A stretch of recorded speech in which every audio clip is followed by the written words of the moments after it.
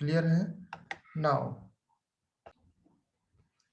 So all of you know the S block element. S block element I think आपने periodic tables में आपने पढ़ा होगा। What are the S block elements? चलो मैं कुछ रिमाइंड कर देता हूँ आप लोगों को के इंट्रोडक्शन पार्ट में। ब्रॉडली जो आपका पीरियोडिक टेबल्स है that classified into four types. Periodic tables classified into four types, that is S, P, D and F block element. क्या बेटा? S, P, D and F block element. इन four categories में classify किया गया। Okay, and on the basis of atomic cell, जो उसकी atomic cell होती हैं उनके बेस पर एसपीडीएफ ग्रुप में, एसपीडीएफ ब्लॉक में क्लासिफाई किया गया है। एटॉमिक सबसेल या एटॉमिक सेल क्या होती है बेटा? एटॉमिक सेल वो होती है जिसमें लास्ट सेल का इलेक्ट्रॉन जाता है। ओके, फॉर एग्जाम्पल अगर मैं बात करूं, अगर element, the element in which the last electron inter S subshell, element का, किसी भी एलिमेंट का अगर उसका लास्ट इलेक्ट्रॉन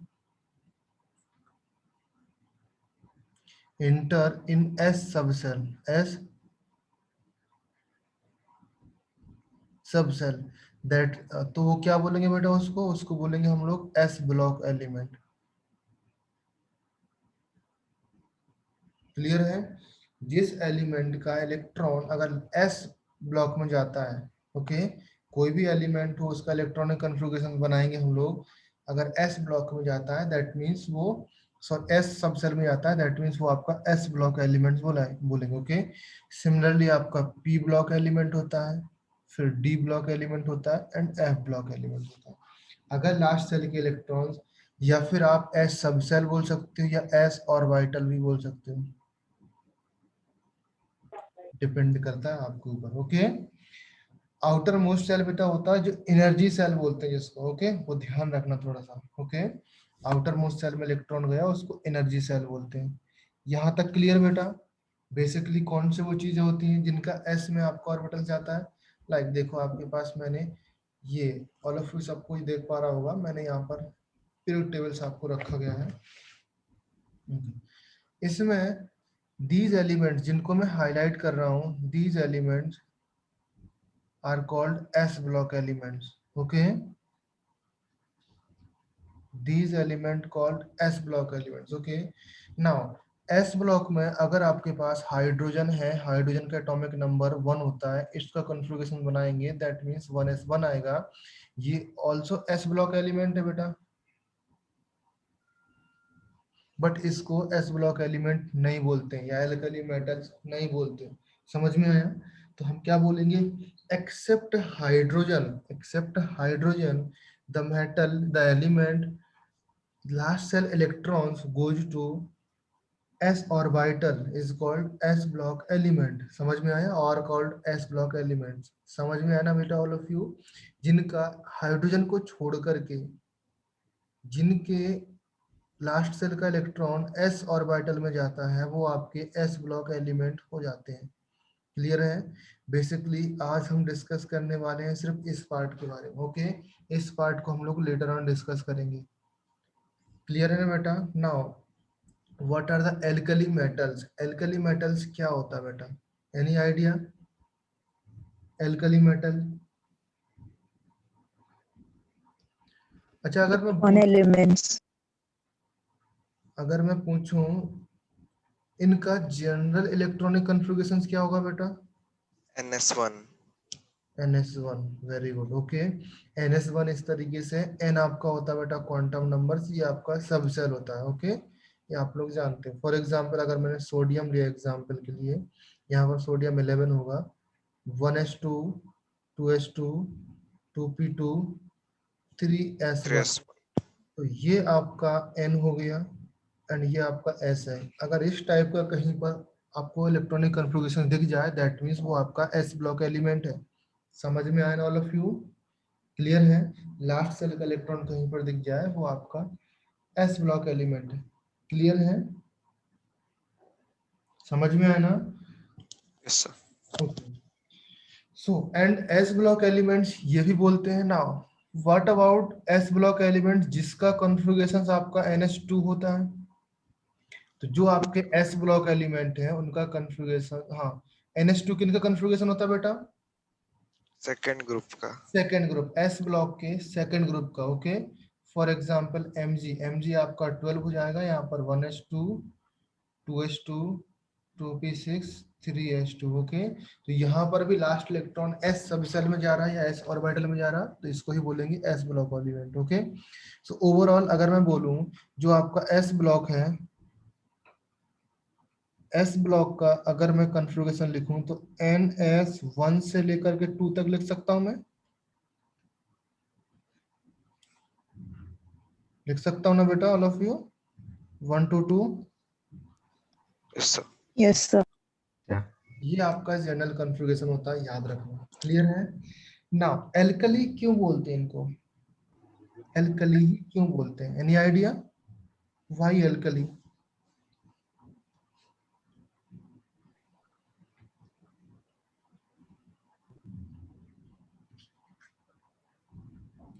एल्कली का मतलब होता है बेटा,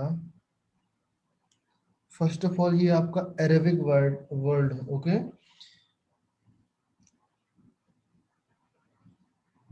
AL एल्कली, ओके। ये आपका कौन सा? अरेबिक वर्ड, क्लियर है बेटा? अभी इसका मतलब क्या होता है? अरेबिक वर्ड का मतलब क्या होगा बेटा?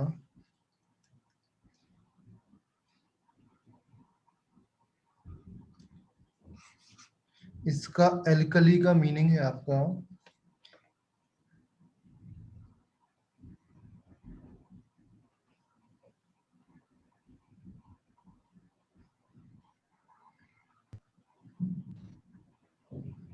Essence of plant. समझ में आया?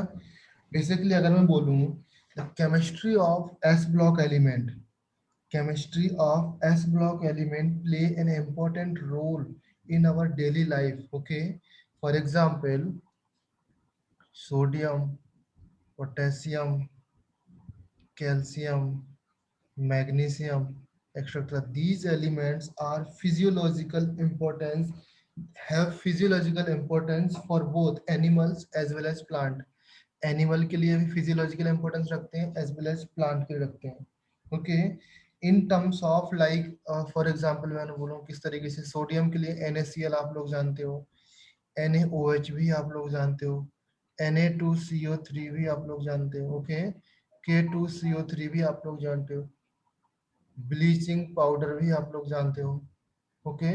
So in terms of these compounds they have some physiological importance as well, animals के लिए भी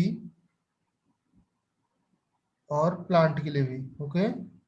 that is why essence of plant बोला इनको। एंड इस अरेबिक वर्ड एल्कली का मतलब होता है, इसलिए हमने यहाँ पर एल्कली मेटल्स रख दिया गया यहाँ पर, क्लियर है? और कुछ भी नहीं है, इसका मतलब होता है alkali, okay. And alkali, that compounds that first derive compounds of sodium and potassium, सबसे पहले जो आपका जो आपके बायोलॉजी वाले होंगे स्टूडेंट्स, बायो वाले नीट वाले स्टूडेंट, वो जानते होंगे सोडियम एंड पोटेशियम प्लांट्स में किस तरीके से इंपॉर्टेंस रखते हैं। आई थिंक कुछ सोडियम एंड पोटेशियम आयंस होते हैं, कुछ पार्ट्स ऑफ, आई थिंक मैं कंफ्यूज हूँ उसमें, कि कुछ तो ट्रांसफर करने के लिए काम करते हैं, कुछ सोडियम एंड पोटेशियम आयंस होते हैं वो कुछ ट्रांसफर करते हैं, वो वर्ड भूल गया क्या ट्रांसफर करते हैं, बायोलॉजी का कुछ टर्म्स है, ओके। हम लोग भी पढ़ेंगे केमिस्ट्री में। बायोलॉजिकल फंक्शन, क्या बेटा? क्या biological function, I don't know, but उतना मेरे को बायोलॉजी नहीं आता, बट कुछ तो ट्रांसफर करते हैं, इसलिए यहाँ पर ये compounds of sodium and potassium, compounds of sodium and potassium dried, first derived हुए थे, ये हमको प्लांट से पता लगा, दैट इज वाई हम इसको एसेस ऑफ प्लांट बोलते हैं। फिर आया alkali word from the Arabic, okay. फिर यहाँ से हम लोग बोलने लगे एल्कली मेटल्स। समझ में आया ऑल ऑफ यू? एल्कली का मीनिंग कुछ नहीं है, सिंपल सा। Okay, now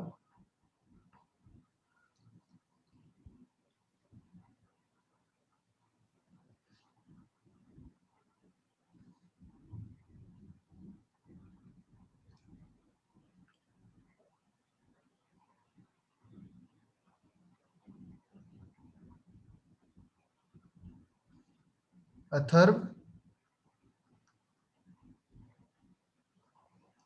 alkali, alkali word का मीनिंग इन योर लाइफ हमने क्या बताया, हमने क्या, आपने क्या सीखा। ओके, एल्कली वर्ड का मतलब होता है, अगर इन जनरल लाइफ में बात करो,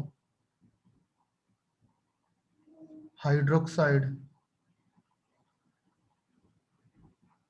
hydroxide of metal, these metal, okay, hydroxide of metal are soluble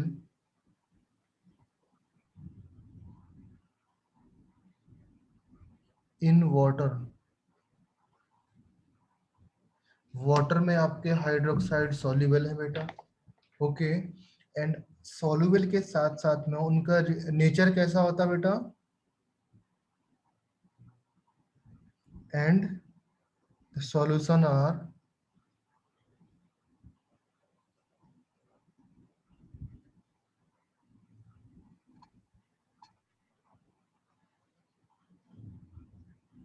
highly alkaline, alkaline word समझ में आता है ना, एल्कलाइन समझ में आता है कि नहीं, basic. Okay, that is why इनको एल्कली मेटल्स बोलते हैं। अभी एल्कली का आई थिंक मतलब समझ में आ गया होगा आपको, क्लियर है बेटा। तो फर्स्ट आपका इंट्रोडक्शन पार्ट कंप्लीट, पोजीशन भी कंप्लीट हो चुकी है। ओके, पोजीशन पार्ट में हम लोग इलेक्ट्रॉनिक कॉन्फ़िगरेशंस आ जाते हैं। Okay, so let's start.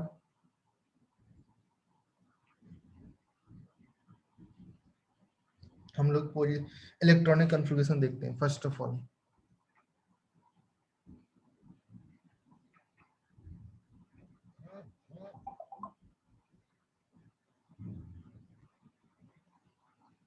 In electronic configurations, all of you know that electronic configurations actually में होता क्या है, बट फिर भी मैं आपको बता रहा हूँ। इलेक्ट्रॉनिक कॉन्फ़िगरेशंस अगर मैं बोलूँ, first of all in the S block element कौन कौन सी मेटल इंक्लूडेड है बेटा, हाइड्रोजन तो आपका है नहीं तो उसको लिखना नहीं। ओके, आपका लिथियम है, सोडियम है, पोटेशियम है, रुबिडियम है, रुबिडियम, सीज़ियम, cesium, फ्रांसियम। यहाँ पर एटॉमिक नंबर कितना होता है लिथियम का बेटा,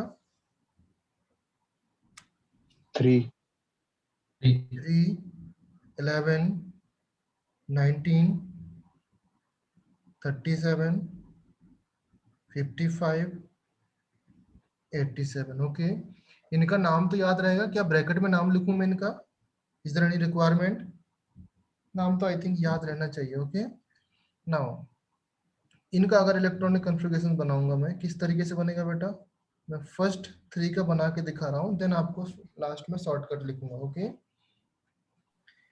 नाउ इसका NS बनेगा आपका 1s2 2s1। ओके, इसका 1s2 2s2 2p6 3s1, इसका होगा आपका 1s2 2s2 2p6 3s1 3p6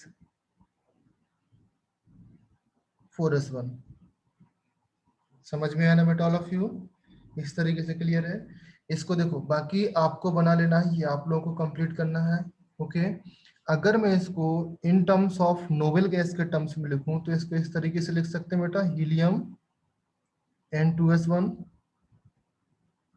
लिख सकते हैं ना, इसको लिख सकते हैं बेटा नियोन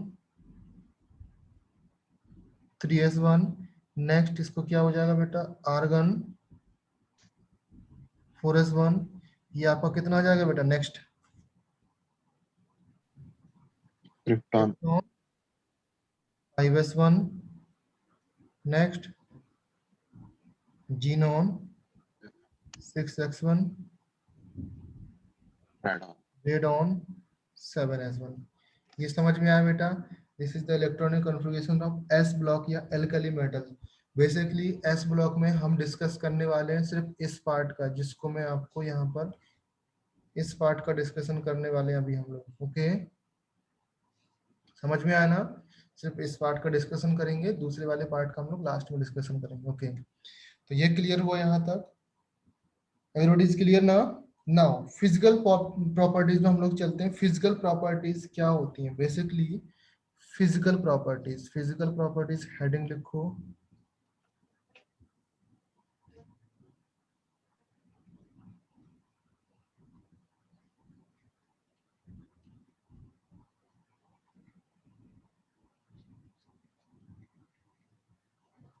फिजिकल प्रॉपर्टीज में now tell me, alkali metals किस तरीके से लाइट होती हैं, उनका कलर किस तरीके से होता है? एनी आइडिया आप लोगों को? अच्छा, मेटल के बारे में तो आइडिया होगा, मेटल किस तरीके से होती है? मेटल किस तरीके से होती है?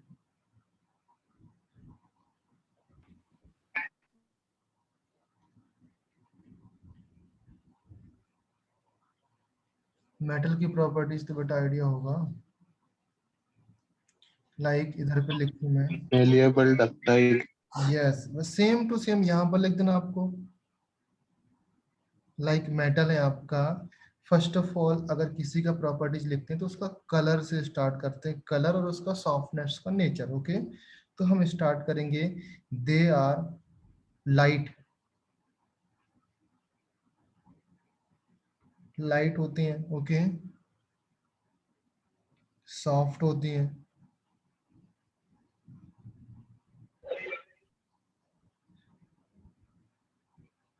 सिल्वरी वाइट कलर की होती हैं। क्लियर है ना? एंड जो सॉफ्टनेस होती है बेटा, softness, that softness increase, softness increase down the group,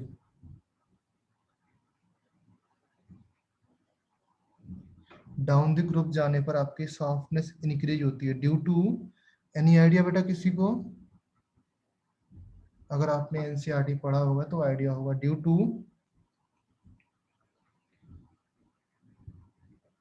decrease in metallic bond strength. अच्छा ये बताओ, अगर किसी के बीच में अट्रैक्शन फोर्स कम होगा, जो आपके क्रिस्टल होंगे, अगर जो क्रिस्टल तो आप लोग समझते हो, आई थिंक मैंने अच्छे से सॉलिड बताया आपको।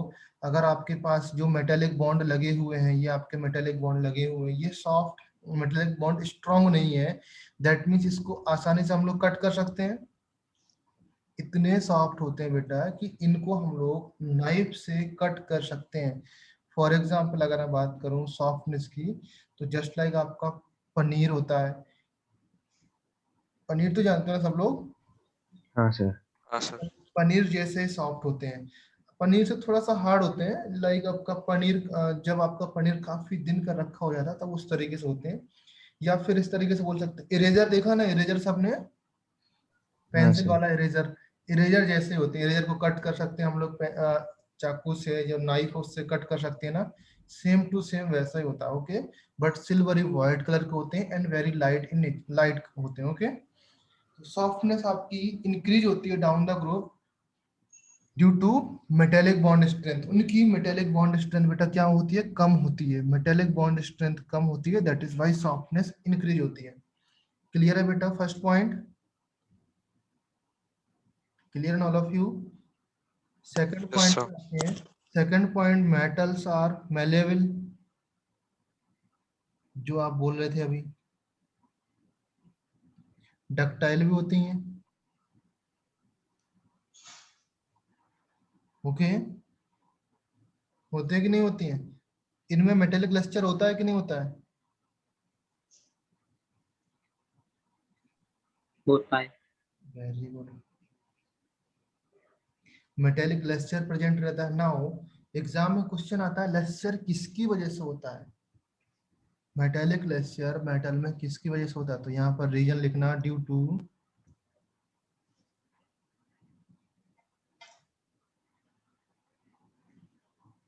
Mobile electron. मोबाइल इलेक्ट्रॉन समझते बेटा, जो लास्ट सेल का इलेक्ट्रॉन होता है उसको हम लोग बोलते हैं मोबाइल इलेक्ट्रॉन, जो वो आपका मूव करता रहता है। क्लियर है?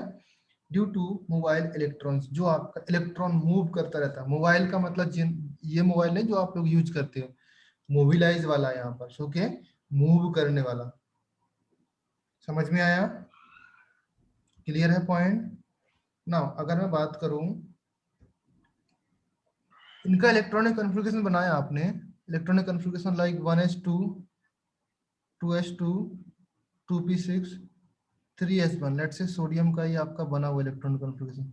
यहाँ पर नंबर ऑफ अनपेयर्ड इलेक्ट्रॉन कितने हैं? Can you find it? Number of unpaired electron? अरे बेटा ये आपके सर एक पेयर ही में है। है, ये आपका पेयर में है, ये भी पेयर में, ये भी पेयर में, तो नंबर ऑफ अनपेयर्ड इलेक्ट्रॉन आपका 1 आएगा। ओके, नाउ अभी Na पॉजिटिव है आपके पास, इसमें फाइंड कर सकते हो 0। 2p6, 3s0, तो नंबर ऑफ अनपेयर्ड इलेक्ट्रॉन आपके 0 आएंगे। तो we can say that next point आपका हो जाएगा they are paramagnetic.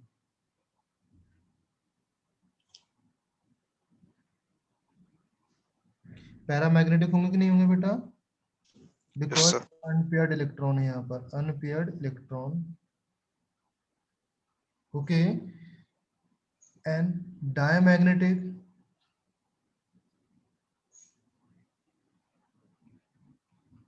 In ionic form.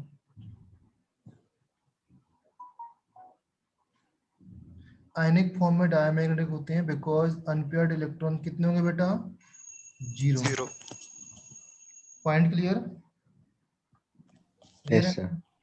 Now अभी ये आपके इंपॉर्टेंट पॉइंट्स हैं जो आपके एग्जाम में आते हैं। ओके, नाउ टेल मी, अगर मैं एटॉमिक साइज की बात करूं, एटॉमिक साइज की, लेट्स स्टार्ट, हम लोग अभी स्टार्ट करने वाले हैं atomic size, atomic radius, melting point, boiling point, ये सब स्टार्ट करने वाले हैं। तो मैंने यहाँ पर लिखा आपका लिथियम है। Okay, lithium, sodium, potassium, rubidium, caesium. ना अभी हम फ्रांसियम के बारे में बात नहीं करेंगे बिकॉज वो रेडियो एक्टिव है, उसके बारे में हमको या किसी भी राइटर को ज्यादा इन्फॉर्मेशन भी नहीं है, तो उसके बारे में हम लोग नहीं डिस्कस करते हैं। ओके, सिर्फ हम लोग सीजियम तक डिस्कस करेंगे। क्लियर है बेटा? ना हम लोग बात कर रहे हैं अभी एटॉमिक साइज की। एनी डाउट बेटा? हाँ बोलो। एटॉमिक साइज बोल सकते हैं, एटॉमिक रेडियस बोल सकते हैं, आयनिक रेडियस बोल सकते हैं, आयनिक साइज बोल सकते हैं, जो भी आपकी मर्जी हो सब बोल सकते हैं। क्लियर है? एटॉमिक साइज और आयनिक साइज याद रखना, आपकी बुक में, किसी भी बुक में इसका वैल्यू लिखा होगा तो आपको वैल्यू नहीं पढ़ने का है। ओके, सिर्फ और सिर्फ आपको क्या पढ़ने का है? उनका डिफरेंसेस की का डाउन द ग्रुप जाने पर इंक्रीज होता है या डिक्रीज होता है, उनका सीक्वेंस पढ़ना, उनका ट्रेंड्स पढ़ना। ओके, तो एटॉमिक साइज जो है, एटॉमिक साइज है बेटा,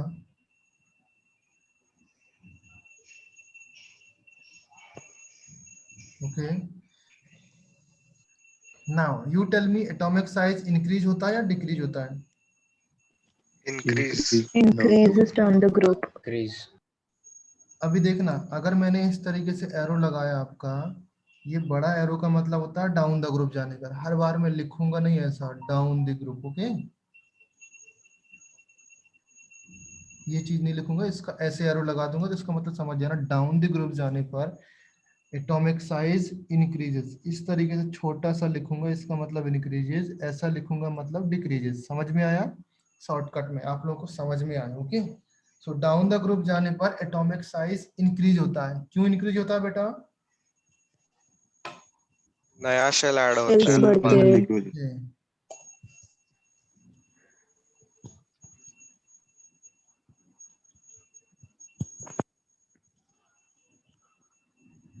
सेल इंक्रीज। ओके, आप खुद भी लिख सकते हो उसमें। Now melting point and boiling points क्या होगा बेटा?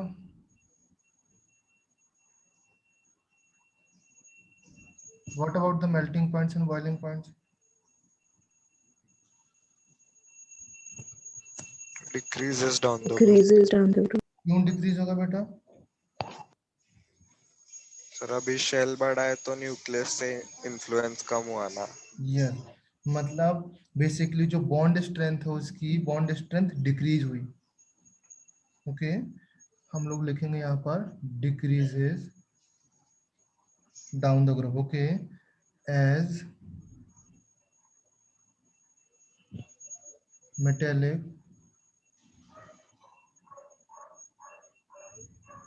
bond strength decrease. क्लियर है? समझ में आया? Now what about the IP का मतलब क्या होता है? टेल मी बेटा, आईपी का मीनिंग क्या है? Ionization potential. Ionization potential. Ionization potential. Very good. Okay, ionization potential आपके पास है, उसको आयनाइजेशन एनर्जी भी बोलते हैं. बोलते हैं कि नहीं बोलते हैं? हाँ सर. ओके, तो आयनाइजेशन पोटेंशियल आपका डाउन द ग्रुप जाने पर इंक्रीज होगा या डिक्रीज होगा? डिक्रीज Decrease होगा. क्यों डिक्रीज होगा? वो Z स्टार कम होगा ना, effective Yes. Nuclear charge. Yes, yes, okay. So आपका ionization potential decreases as size increase हो रहा तो आपका जेड स्टार कम होगा. तो हम सिंपल सा कोई भी एक रीजन लिख सकते हैं, due to increase in size.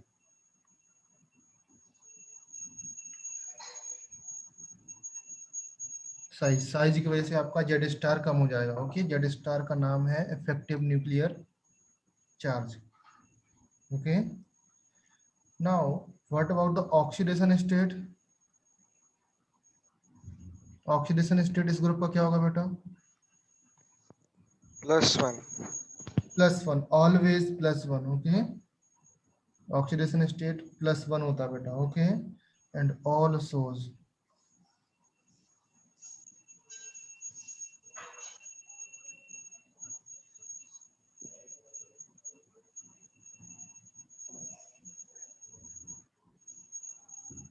after removing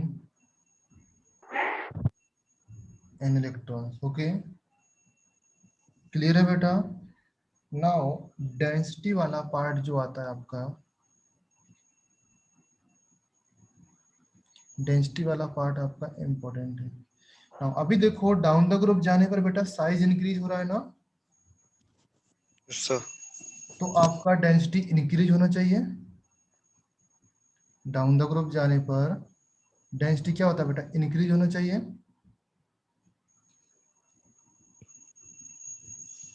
ऐसा एक्सपेक्टेड था, बट ये आपका सही नहीं है. क्यों नहीं सही? देखो बेटा यहाँ पर. ओके, डेंसिटी से पहले मैं आपको एक चीज बता दूं कि एटॉमिक साइज, मेल्टिंग पॉइंट्स, इन सब का रिलेशन आप इधर से फाइंड कर सकते हो. फॉर एग्जांपल ये भी लिख सकते ना, एक पॉइंट है आपको लर्न करने के लिए. Atomic size is directly proportional to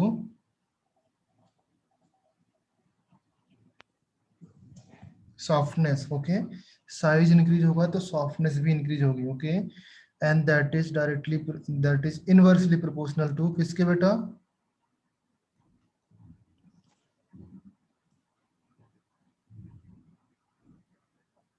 metallic bond strength. समझ में आया ना? And that is also inversely proportional to melting points and boiling points. समझ में आया ना बेटा? ये पॉइंट तो क्लियर हो गया होगा आई थिंक. अगर नहीं क्लियर हुआ, electro positive character. What about the electropositive character? Anybody have any idea what is the electropositive character?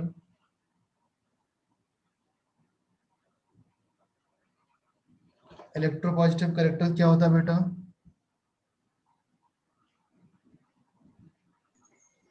Tendency to lose electron. Tendency to lose electrons. हाँ, टेंडेंसी टू, जो जितना ज्यादा इलेक्ट्रॉन्स निकाल सकता है वो आपका इलेक्ट्रोपॉजिटिव उतना ही ज्यादा हो जाएगा. ओके, ना अगर मैं पूछूं Na आपका ज्यादा इलेक्ट्रोपॉजिटिव है या सीजियम ज्यादा इलेक्ट्रोपॉजिटिव है? In नहीं, हाँ Na Cesium. Na होगा या सीजियम होगा, बोलो। Cesium. सीजियम ज्यादा इलेक्ट्रोपॉजिटिव होगा। सीजियम ज्यादा इलेक्ट्रोपॉजिटिव होगा, तो ये आपका एग्जाम्पल हो गया। ओके, ना अभी हम लोग बात कर रहे थे डेंसिटी की। ओके, तो डेंसिटी बेटा यहाँ पर जो लिखा हुआ डेंसिटी, डेंसिटी आपका रॉन्ग लिखा हुआ है, याद रखना। ओके, मैं यहाँ पर डेंसिटी बता रहा हूँ, एक्सप्लेन कर रहा हूँ डेंसिटी क्या होता है। डेंसिटी बेटा एक्चुअली जो ट्रेंड्स होना चाहिए आपका, लिथियम, सोडियम, पोटेशियम, इस तरीके से lithium, sodium, potassium, rubidium, caesium होना चाहिए। ओके, ये आपका एक्सपेक्टेड था, बट क्या होता है बेटा, abnormal increase in the volume of potassium due to abnormal increase of volume in के पोटेशियम के वॉल्यूम में इंक्रीज होता है, that leads to decrease in density then Na। ये पॉइंट्स आपको याद रखना। All of you know that ये फॉर्मूला बेटा सबको आइडिया होगा, I think. Density is equal to क्या होता है, मास ओवर वॉल्यूम। सबको आइडिया है ना। हाँ सर। अगर किसी के वॉल्यूम इंक्रीज होगा तो बेटा उसकी डेंसिटी कम होगी कि नहीं होगी। हाँ सर। ओके, तो सेम फॉर्मूला यहाँ पर अप्लाई होता है। जो के का आपका वॉल्यूम है, के का वॉल्यूम इंक्रीज होता है, abnormal increase in the volume. Okay, that is why ये आपका जो ट्रेंड्स है आपका, ये आपका इधर पे आ जाता है, इससे पहले आ जाएगा आपका। समझे। सो एक्चुअल जो आपका ऑर्डर हो जाएगा वो क्या हो जाएगा बेटा, lithium, potassium, sodium, rubidium, caesium, ये आपका एक्चुअल ऑर्डर हो जाएगा। तो ये आपको याद करना है। हाँ, ये डेंसिटी आपकी आती है एग्जाम में,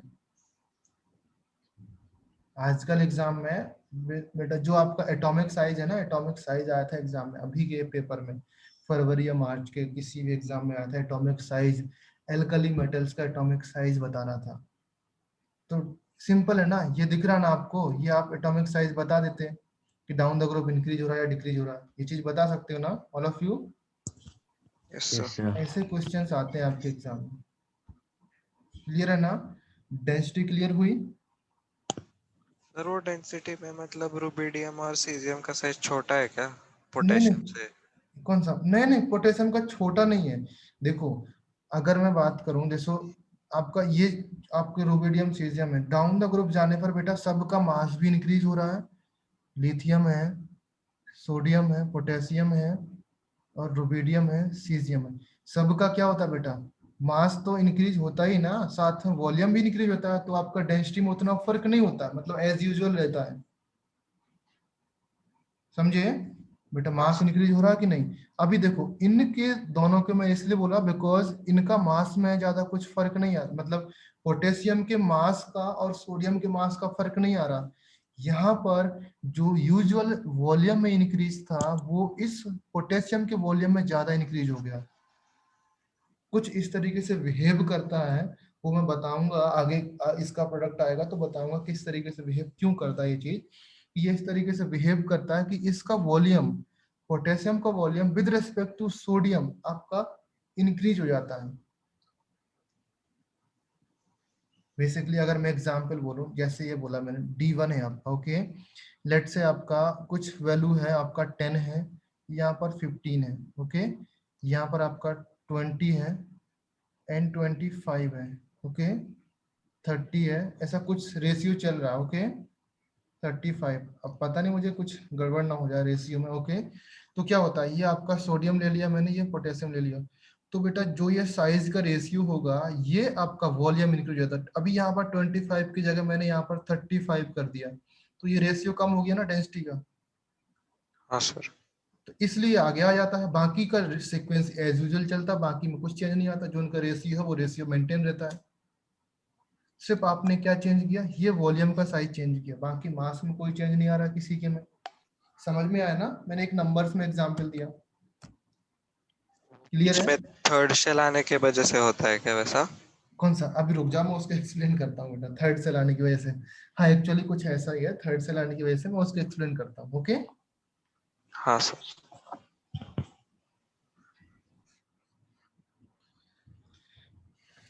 नाउ डेंसिटी होगा, क्लियर बेटा? नेक्स्ट आपका पॉइंट, अगर मैं बात करूं बेटा ऑक्सीडेशन हाइड्रेशन एनर्जी की बात करूं, मेल्टिंग पॉइंट्स, अच्छा हाँ मेल्टिंग पॉइंट्स हो जाएगा आपका, हाइड्रेशन एनर्जी स्टार्ट करते हैं। Okay, before hydration